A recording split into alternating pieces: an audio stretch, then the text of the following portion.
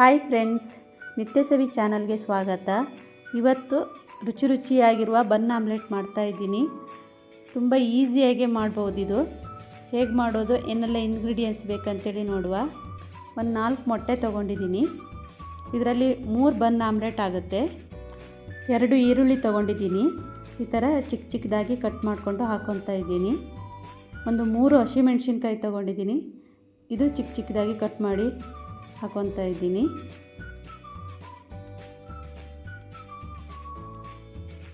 ಸ್ವಲ್ಪ ಕೊತ್ತಂಬರಿ ಸೊಪ್ಪು,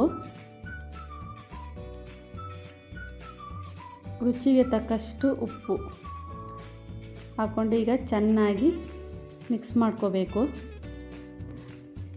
ಟೇಸ್ಟು ಸೂಪರ್ ಆಗಿರುತ್ತೆ. ಎಲ್ಲದೂ ಚೆನ್ನಾಗಿ ಮಿಕ್ಸ್ ಆದರೆ ತುಂಬ ಚೆನ್ನಾಗಾಗುತ್ತೆ. ಈಗ ಇದು ಚೆನ್ನಾಗಿ ಮಿಕ್ಸ್ ಆಗಿದೆ. ಈಗ ನಾನೀಗ ಒಗ್ಗರಣೆ ಹಾಕುವ ಒಂದು ಕಡಾಯಿ ಇಟ್ಕೊಂಡಿದ್ದೀನಿ.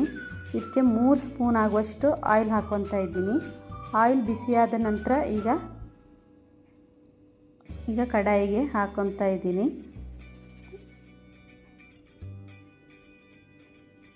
ಈ ಥರ ಮಾಡ್ಕೊಳ್ಳೋದ್ರೆ ತುಂಬಾ ಚೆನ್ನಾಗಾಗುತ್ತೆ.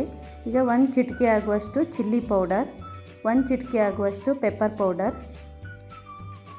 ಈಗ ಒಂದು ಸ್ವಲ್ಪ ಹೊತ್ತು ಹಾಗೆ ಬಿಡಬೇಕು. ಸೈಡಲ್ಲೆಲ್ಲ ಈ ಥರ ಬಿಟ್ಕೊಂಡಾಗ ನಾವು ಈ ಥರ ಮಾಡ್ಕೋಬೇಕು.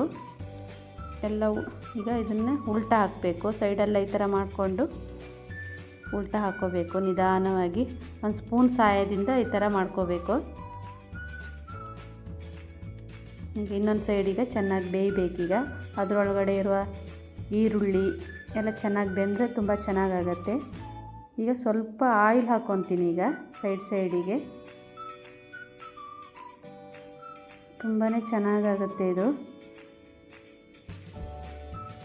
ಎರಡೂ ಕಡೆ ಚೆನ್ನಾಗಿ ಈಗ ಬೆಂದಿದೆ. ಈಗ ನಾನೀಗ ಒಂದು ಪ್ಲೇಟಿಗೆ ಸರ್ವ್ ಮಾಡ್ಕೊತಾ ಇದ್ದೀನಿ.